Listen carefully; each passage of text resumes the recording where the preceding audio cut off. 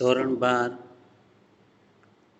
વિષય ગુજરાતી વ્યાકરણ વિભાગ ડી એનો બીજો પોઈન્ટ આપણે આજે ભણવાનો છે. પહેલું કાવ્યગ્રહણ ભણ્યો. કાવ્ય આપ્યું હોય એના પ્રશ્નના જવાબ કાવ્ય સમજીને ભાવાર્થ રીતે એ આપણે સમજીને જે જવાબ આપીએ તો જ પૂરા માર્ક મળે. એવી રીતે ગદ્ય ગ્રહણ પણ એને સમજવું પડે. મન પડે તેમ આગળ કે પાછળ બે લીટી લખી નાખવાથી એનો જવાબ બની શકશે નહીં. જેવો પ્રશ્ન એવો જવાબ આપવાનો છે. ગદ્ય ગ્રહણ કરવા અંગે આપણે થોડા એના પોઈન્ટ સમજીએ કે જેથી કરીને આપણને 5માંથી 5 માર્ક મળે. અને એવી રીતે સરસ લખીએ કે જે જ પ્રશ્ન આપણને પૂછ્યો છે એવો જ જવાબ અને ઓછા શબ્દોમાં એક વાક્યમાં કે એક શબ્દમાં આવતો હોય તો એક વાક્ય દ્વારા એને કઈ રીતે જવાબ આપવો એ આપણને આવડે. એટલા માટે આ ગદ્ય ગ્રહણ છે. નહીં કે એમાં 2-3 લીટી કે અડધો પેરેગ્રાફ લખી નાખે એટલે એમાં જવાબ સમાયેલો છે તો પૂરા માર્ક નહીં મળે. અંગ્રેજીમાં આને જેને કમ્પોઝિશન કહે છે તેને ગુજરાતીમાં ગદ્ય ગ્રહણ કહેવામાં આવે છે. એમાં પણ તમને એક પરિચ્છેદ આપ્યો હોય એના પ્રશ્નના જવાબ આપવાના હોય છે અંગ્રેજીમાં. એવી રીતે ગુજરાતીમાં પણ એક 12નો પાઠ્યપુસ્તક 12નો એક પેરેગ્રાફ આપેલો હશે કોઈક વિદ્વાન કે સાહિત્યકારનો. એમાંથી 5 પ્રશ્ન પૂછેલા હશે અને 5 પ્રશ્નના જવાબ તમારે જે રીતે પ્રશ્ન પૂછેલા છે એ રીતે જવાબ આપવાના છે. એટલે ગદ્ય ગ્રહણ કરવા માટે 8થી 10 લીટીનો એક ગદ્ય ખંડ જે પાઠ્યપુસ્તકની બહારનો હશે એવો આપવામાં આવશે. જેમ કાવ્ય સમજીને કાવ્ય પંક્તિથી ખાલી જવાબ નહીં પરંતુ કાવ્યનો ભાવાર્થ સમજીને લખો છો એવી રીતે પાઠ્યપુસ્તકના જે બહારનો જે પરિચ્છેદ છે એને સમજીને એના જવાબ આપવાના છે. તો આ ગદ્યખંડની નીચે 5 પ્રશ્ન જે આપેલા છે તેમાં તમારે ગદ્યખંડમાંથી શોધીને 5 પ્રશ્નના જવાબ તમારા શબ્દોમાં લખવાના. તમારા શબ્દોમાં લખવાના છે. સીધા ઉઠાવીને વાક્ય લખો ત્યારે ધ્યાન રાખજો કે જે પ્રશ્ન પૂછ્યો છે એના પ્રમાણિત જવાબ છે કે નહીં. તો તમે સીધું લખી શકો છો. પરંતુ આપણે જે કંઈ સમજ્યા છીએ અને એના પ્રમાણે જવાબ આવી જતો હોય તો એ રીતે પણ તમે લખી શકો છો. એટલે તમારા શબ્દમાં પણ એ જવાબને ઢાળો. પરંતુ જે વાક્યો શબ્દો એ પરિચ્છેદની અંદર આવતા હોય એવા જ લખવા. જ્યાં સુધી સમાનાર્થી લખશો તો ક્યારેક ભૂલ થવાની સંભાવના રહે. પરંતુ જે અંદરથી વાક્ય ઉઠાવીને પણ તમે જવાબ લખી શકો છો. હવે જ્યારે સર્વપ્રથમ તમારે જે આપેલ ગદ્યખંડ ખૂબ જ શાંતિ અને ધીરજથી એકવાર વાંચી જાઓ. પહેલાં 5 મિનિટ માટે કે 7 મિનિટ માટે આનો સમય તમારે ફાળવવાનો હોય 5 માર્ક માટે. તો ફટાફટ 2 મિનિટમાં પહેલાં એક વખત આ પરિચ્છેદમાં શેની વાત કરવામાં આવી છે, ક્યાંથી ક્યાં સુધીની વાત કરવામાં આવી છે, ખાલી પરિચ્છેદ વાંચો અને પછી એમાંથી પૂછેલા 5 પ્રશ્નને જે તમે પહેલી વખત કાળજીપૂર્વક વાંચી અને પછી નીચેના 5 પ્રશ્નને પણ વાંચી જાઓ. કાળજીપૂર્વક વાંચવાના છે તો 50% કામ તમારું થઈ ગયું. હવે બીજી વખત વાંચવાનું. જેમ તમે સંક્ષેપીકરણમાં બીજી વખત વાંચો છો અને જે વધારાના દાખલા દલીલ ઉદાહરણ કાઢો છો અને કેની વાત કરી છે શીર્ષક ગોતો છો એવી જ રીતે આ પરિચ્છેદ વાંચવાનો છે. હવે બીજી વખત જે પ્રશ્ન જે તમે ગદ્યખંડ વાંચો છો એવી રીતે વાંચો કે જાણે જેલા પ્રશ્ન પૂછેલા છે ને એમાંથી એક પ્રશ્નને પહેલાં લેતા જાઓ અને જે પ્રશ્નનો જવાબ મળે ત્યાં પેન્સિલથી તમારે એ કરવાનું છે. આગળ નિયમ બતાવ્યા છે થોડાક મેં લખ્યા છે કે ગદ્યખંડમાં પ્રસ્તુત થયેલી દલીલો ઉદાહરણોને બરાબર ધ્યાન રાખી લો. એટલું જ નહીં, પણ ગદ્યખંડમાં જે રજૂ થયેલ સૂચકો શબ્દો છે, વાક્યો પણ સમજીને ધ્યાન રાખો. એટલે આવા ખાસ સૂત્રો છે, મુહાવરા છે, સમજૂતી છે, દાખલા દલીલ છે, એને ધ્યાનમાં રાખીને જો જવાબ આપશો તો બહુ સરસ મજાના જવાબો તમારા તૈયાર થશે. એટલે બીજી વખત જ્યારે વાંચો છો ત્યારે પ્રશ્ન ક્યાંથી ક્યાં સુધી છે એના માટે તમને કીધું કે જેમ જેમ જવાબ જડતા જાય ને તેમ તેમ ત્યાં પેન્સિલ વડે માત્ર પ્રશ્નનો ક્રમાંક લખો. પહેલાં સંક્ષેપીકરણમાં આપણે કાઢી નાખવા માટે પેન્સિલથી લાઈન કરતા હતા, અથવા તો જે શબ્દ જોઈએ એની નીચે અંડરલાઈન કરતા હતા. જે તમને સમજાય એ રીતે એમાં કરતા હતા. આમાં પેન્સિલથી પ્રશ્નના નંબર લખો કે અહીંથી અહીં પહેલા નંબરનો જવાબ છે, નહીંતર મિશ્રણ થઈ જશે. પહેલાંનો જવાબ ત્રીજામાં, ત્રીજાનો બીજામાં મળશે નહીં. એમ ક્રમબદ્ધ નહીં આવે, આડાવડા હશે એના જવાબો. 7મા કે 8મા વાક્યમાં બીજો જવાબ હોઈ શકે અને ત્રીજો જવાબ ત્રીજા વાક્યમાં હોય પરિચ્છેદના. આમ આડાવડા હોઈ શકે. એટલા માટે તમારે જે પહેલો પ્રશ્નનો જવાબ મળ્યો છે એના 1-2 વાક્યમાં આવો નંબર લખી લો. પછી ગદ્યખંડ નીચે પૂછેલા પ્રશ્નનો ક્રમબદ્ધ રીતે ગદ્યખંડમાંથી મળી જાય ને એવું ન પણ બને. આડાવડો હોય, ક્રમબદ્ધ ન હોય. મેં તમને કીધું હોય જવાબ એમાં જ હોય, પરંતુ ક્યારેક સમજીને, દાખલા તરીકે શીર્ષક શોધો એવો પ્રશ્ન હોય તો એમાં કંઈ છાપેલો ન હોય, પણ આપણે એમાં શેની વાત કરી છે એ આપણે ગોતવાનું. એવી રીતે ક્યારેક એવો પ્રશ્ન પણ હશે કે જે તમારે સમજીને લખવો પડશે. એનો બોધ કીધો હોય, એનો સંદેશ કીધો હોય, એનો ભાવાર્થ કીધો હોય, ત્યારે તમારે એકાદ વાક્યમાં, એક શબ્દમાં એ તમે સમજ્યા હોય એ લખવાનો છે. એવું પણ બની શકે, એવો પ્રશ્ન પણ પૂછી શકે.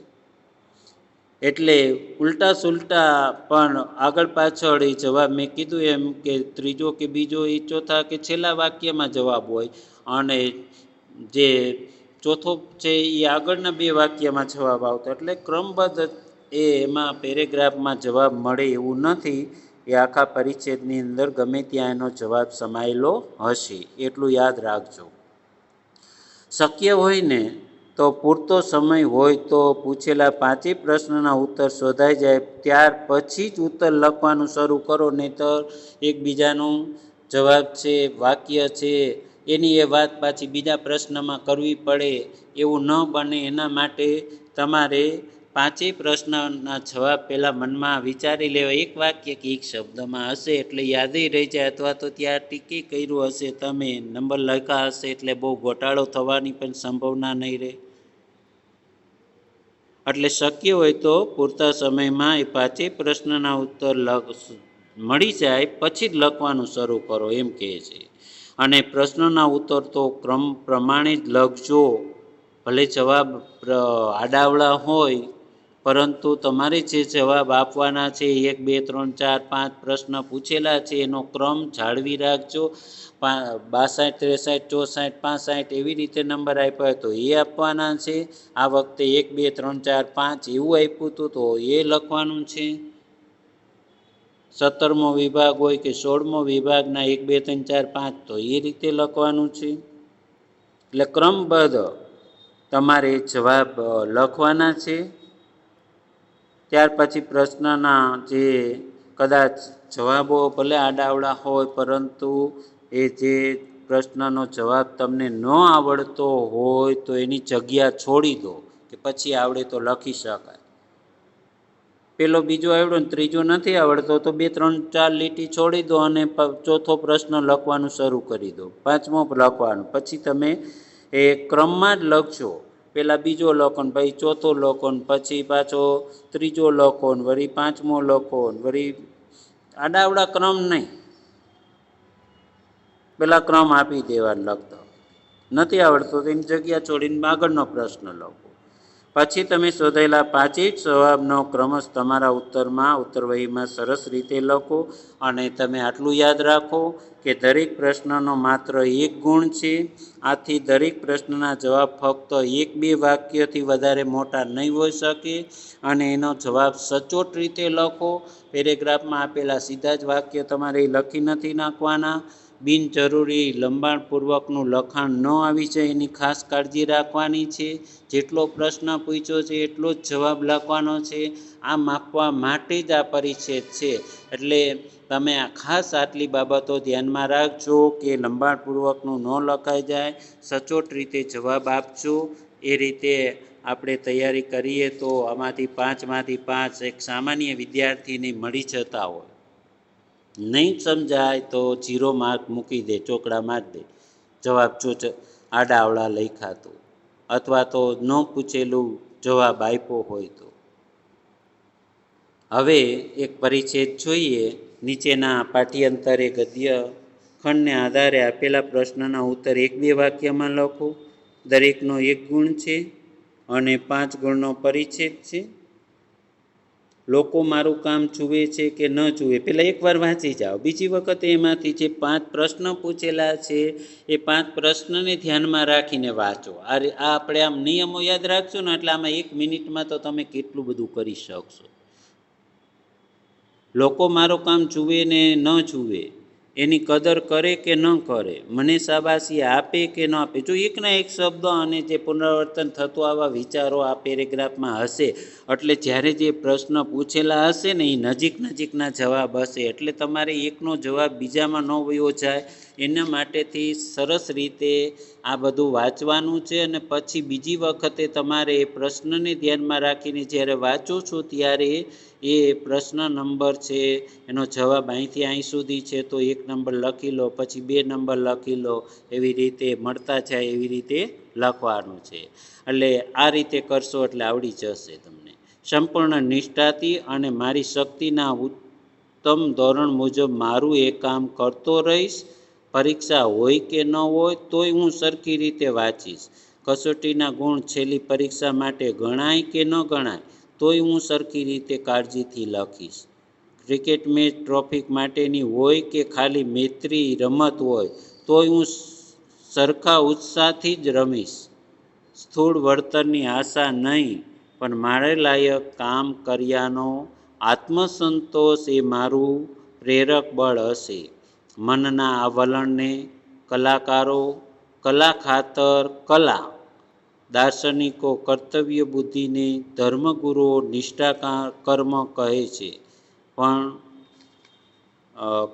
પણ જે તે તો જુદી જુદી પરિભાષામાં, એકાદ વાક્ય અહીંયા રહી ગયું છે કદાચ, તો જુદી જુદી ભાષામાં એક જ સિદ્ધાંતોનું ભાષાંતર કામને અર્થે જ કરેલું ઉત્તમ કોટીનું કામ. પૂજામાં દેવમૂર્તિને ચોખા ચડાવે એ ચોખાના દાણા અખંડ હોય, એક પણ દાણો તૂટેલ ન હોય એને અખંડ, એને અક્ષત કહે છે. જે અણિશુદ્ધ હોય એને અક્ષત હોવા ઘટે. એટલે વિધિમાં અક્ષત દાણા જ જોઈએ. ચપટી ભરીને એટલા માટે નાખીએ છે કે એકાદ દાણો તો આખો હશે ને. જરા પણ અણિશુદ્ધ દે એની ઘસાઈ ગયેલી કે તૂટેલી ન હોવી જોઈએ તો આપણી વિધિ અધૂરી રહે. એટલે અક્ષત એટલે આખા ચોખા એ 100 દાણા ભેગો એક તૂટેલો હોય ને તો ચાલશે, એમ માને છે તે સાચો પૂજારી નથી. આપણું જીવન એક યજ્ઞ છે. દિવસે દિવસે દાણે દાણે હૃદયમાં મંદિરમાં બિરાજતા અંતર્યામીના ચરણની આગળ આપણું એક એક કાર્ય આપણે અર્પણ કરતા જઈએ છીએ. એવું દરેક કાર્ય વિશુદ્ધ, શિષ્ટ, અક્ષત રાખવાનો જેને દિલથી આગ્રહ ન હોય તે સાચો જીવન પૂજારી નથી. દિલથી કામ કરવું. આપણને તો ક્યાંક વળતર હોય કે મહેનતનું ફળ મળતું હોય તો જ કામ કરી, બાકી સૂતા રહીએ છીએ ને આળસ. જે કંઈ કામ કરીએ છીએ એમાં રસ રાખીને કામ કરીએ તો આપણને એમાં પૂરતી સફળતા મળે છે. 5 પ્રશ્ન ફાધર વાલેસનું સરસ મજાનું આપણને પેરેગ્રાફ આપેલો છે. લેખક કેવી રીતે પોતાનું કામ કરતા રહેશે તો આમાંથી ગોતવાનું, પહેલાં વાંચતું જવાનું કે લોકોનું મારું કામ જુએ ન જુએ એની કદર કરે કે આ બધા ઉદાહરણો આપ્યા છે. એમાંથી એના ઉપરથી આપણને પ્રશ્ન છે કે લેખક સંપૂર્ણ નિષ્ઠાથી અને પોતાની શક્તિનો ઉચ્ચતમ ધોરણ મુજબ પોતાનું કામ કરતા રહેશે. અંતે જે સીધું પણ આપણને કીધું છે, સંપૂર્ણ નિષ્ઠાથી અને મારી શક્તિના ઉચ્ચતમ ધોરણ મુજબ મારું એ કામ કરતો રહીશ. કેવી રીતે કામ કરતો રહેશે ત્યાં જો આપણને મળી જાય તરત. બીજો પ્રશ્ન, લેખકનું પ્રેરક બળ કયું હશે? તો પોતાની લાયક કામ કર્યાનો આત્મસંતોષ એ લેખકનું પ્રેરક બળ. જો પ્રેરક બળ શબ્દ તમને જો આગળ આપ્યો છે ને એ રીતે આત્મસંતોષ એ મારું પ્રેરક બળ હશે એ આપણને ચોથા પાંચમા વાક્યમાં આપ્યું છે. તો મારા લાયક જે હું કામ કરીશ એમાં મને આત્મસંતોષ થશે, જેટલું ફળ મળશે એમાં. એટલે આવી રીતે અંદર શબ્દ આપ્યા હોય ને આવો સીધો પેરેગ્રાફ હોય તો તરત જ જવાબ મળી જાય. દેવ મૂર્તિને ચડાવાતા ચોખાના દાણા કેવા હોવા ઘટે? તો અક્ષત હોવા ઘટે. જો અહીંયા આપણને અક્ષત હોવા ઘટે ત્યાં છે તો આગળ પાછળ જોઈ લેવાનું. એ ચોખાના દાણા અખંડ, અણીશુદ્ધ અને અક્ષત હોવા ઘટે. પછી આપણને પ્રશ્ન પૂછ્યો કે દેવ મૂર્તિને ચડાવતા ચોખા, તો આપણે આગળ દેવ મૂર્તિને ચડાવતા ચોખાના દાણા અખંડ, અણીશુદ્ધ અને અક્ષત હોવા ઘટે.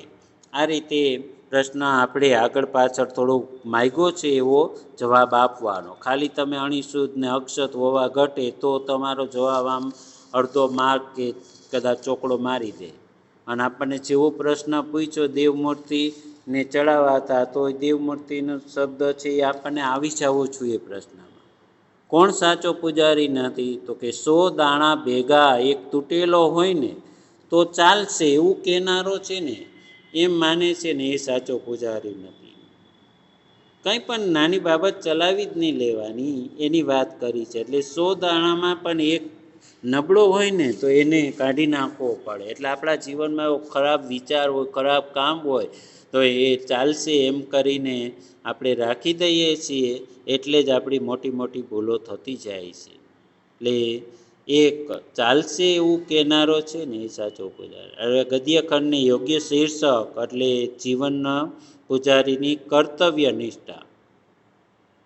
કર્તવ્ય નિષ્ઠા એ શબ્દ આવી જાય કે એનું મહત્ત્વ, એટલે આપણે સરસ રીતે એ 5 જવાબ આવી રીતે બીજા પેરેગ્રાફની પ્રેક્ટિસ કરજો. અને સાવ સહેલો છે, 5માંથી 5 ગુણ આપણા બધા જ વિદ્યાર્થીને આવવા જોઈએ એવું આશા રાખું છું.